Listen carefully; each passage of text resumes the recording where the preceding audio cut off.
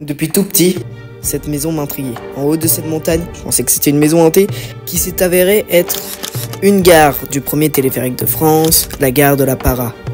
Elle était reliée à la gare des Pèlerins dans le but d'arriver à l'aiguille du Midi, mais a été abandonnée parce que il est devenu obsolète face aux nouvelles technologies. Tu sais quoi? On va y aller.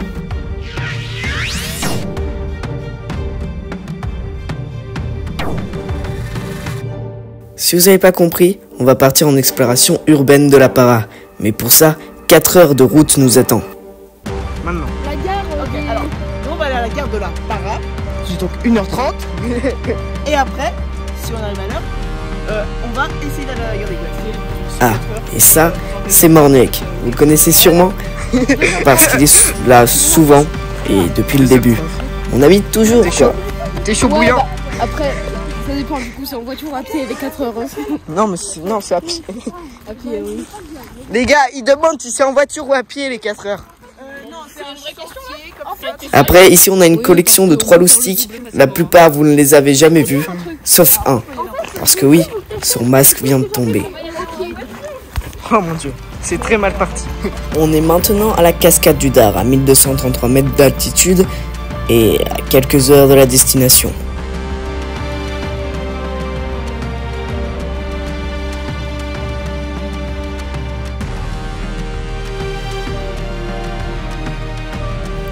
Le chemin est long et très haut aussi.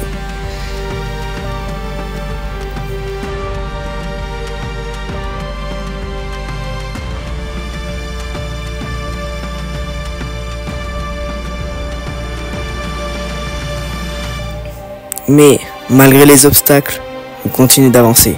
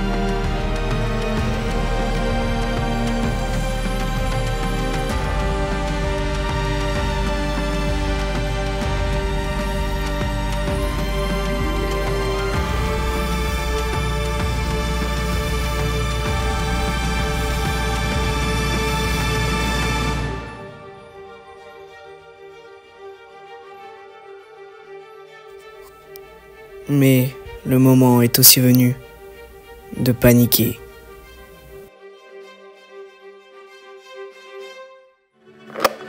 À ce moment-là, je savais pas, mais j'avais un problème avec l'altitude.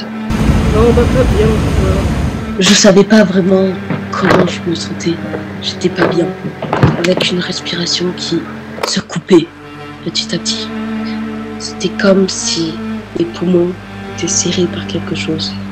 Sûrement moi qui en fait des tonnes, mais je sais bien que je n'étais pas bien. Et bah voilà, hein, c'est dommage qu'il soit pas monté avec nous au sommet. C'est dommage parce qu'on aurait pu tous arriver à l'Urbex. Ce qui est vraiment dommage, c'est que ce problème atmosphérique nous a conduit à faire un aller-retour. Nous étions 6, désormais nous ne sommes plus que 5 dans l'aventure. Et puis aussi j'étais triste parce que ça nous a fait perdre un temps fou.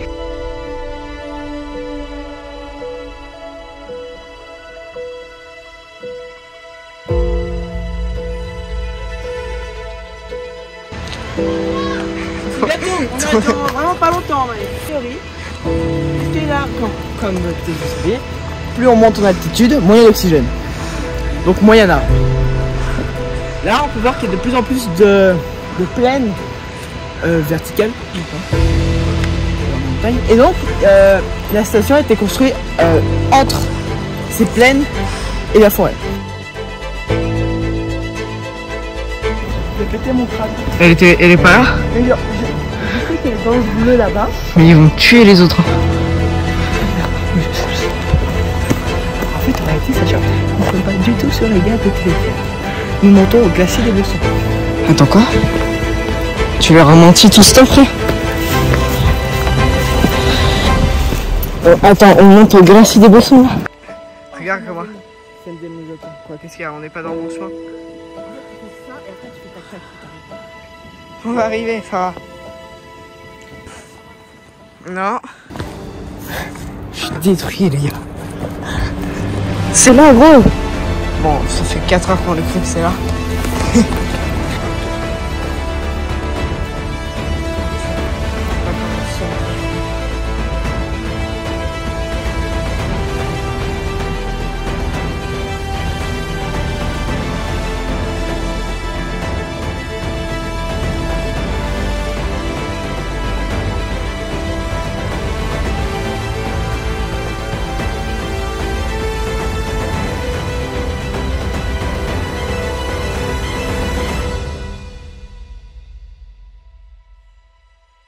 J'étais au bout de ma vie. Je pensais qu'on allait vraiment jamais y arriver. C'était horrible. Nous y sommes enfin arrivés.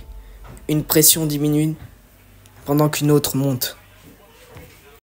Parce que l'urbex ne fait que commencer.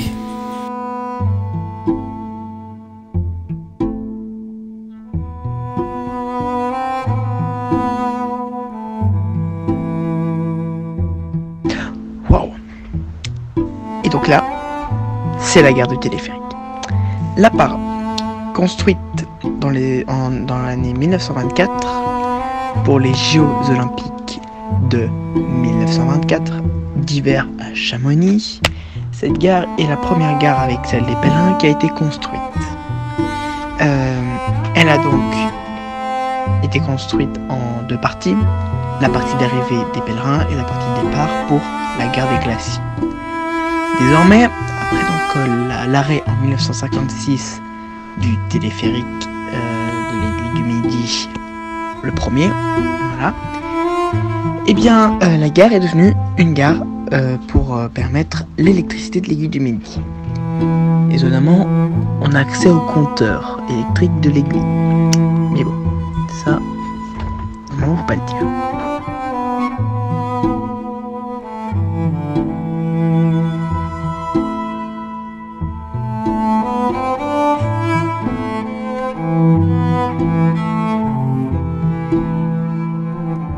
Puis voilà, c'était sympa.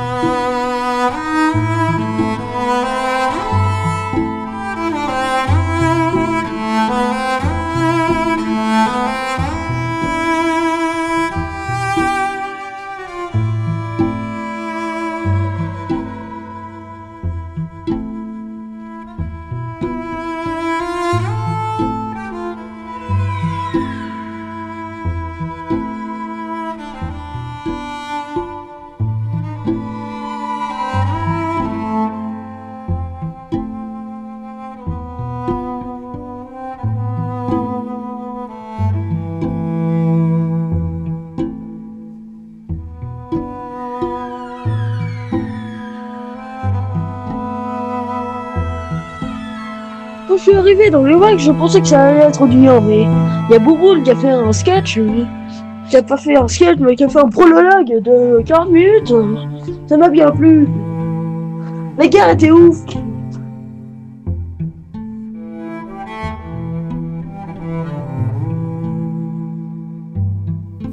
C'était comme un carrelage sans carreaux, un vestige de l'humanité, un bâtiment sans fenêtres, comme si l'humanité avait complètement disparu.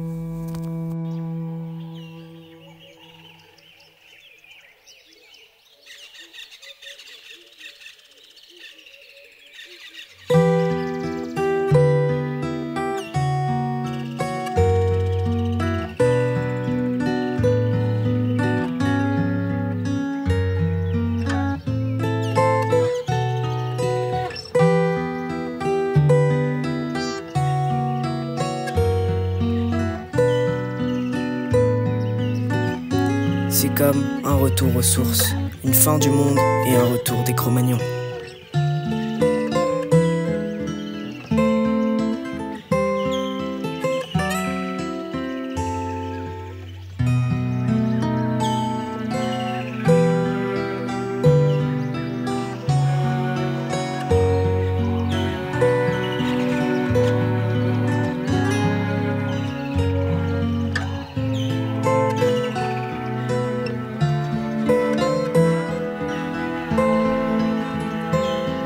Ce téléphérique qui était fréquenté par des riches, des grands, se retrouve maintenant rempli de vide.